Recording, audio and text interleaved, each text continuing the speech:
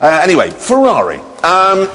Now, a couple of years ago, they introduced this amazing new hypercar, really. It was called the F60, and we've been trying ever since to get hold of one. Yeah, for 2 years. I mean, they cost £500,000, so we couldn't buy one, obviously. They wouldn't lend one to us at Ferrari.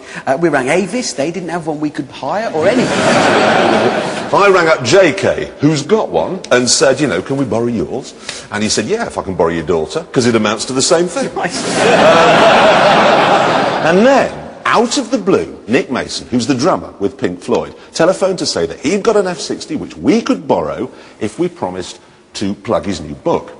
Well, we aren't really allowed to plug stuff on Top Gear, but I said to him, look, if we can have your F60, I'll slide a couple of references in, and I don't think that any of the bigwigs will notice.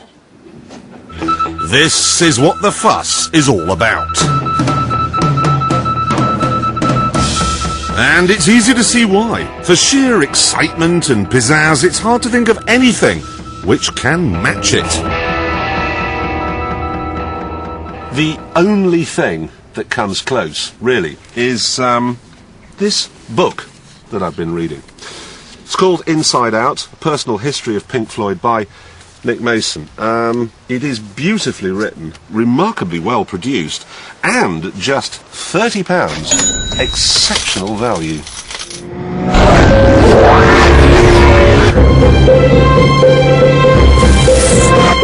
Of course, anyone can buy the book. It's for sale in every good bookshop. Whereas only 399 F60s were made, and you couldn't just choose to buy one. You were chosen by Ferrari, and you were only selected if they thought you were worthy. One of the lucky ones was the author and part-time drummer, Nick Mason. So, how much of a thrill was it when you got the call from Ferrari to say that you could have one of these F60s?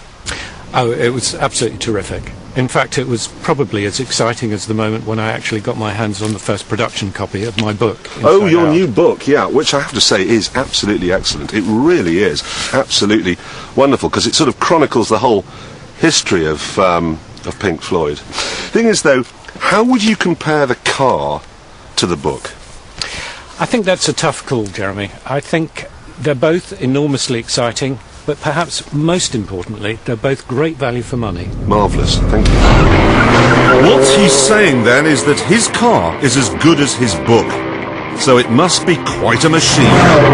You only have to look at this Formula One style steering wheel to know that you're in something unbelievably special. I mean, look at it.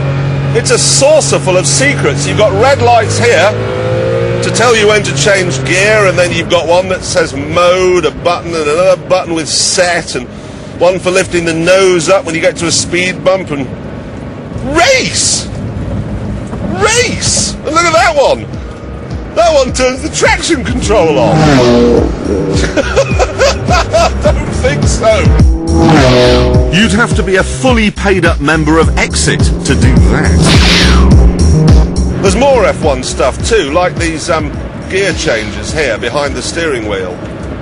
Okay, now when you pull one like that, the onboard computer, I'll just shut it up a bit, the onboard computer disengages the clutch, selects a new gear, orders up a burst of torque from the engine to sustain you during the change, and firms up the rear suspension to stop the back of the car squatting, and it does all that in 150 milliseconds. Ready?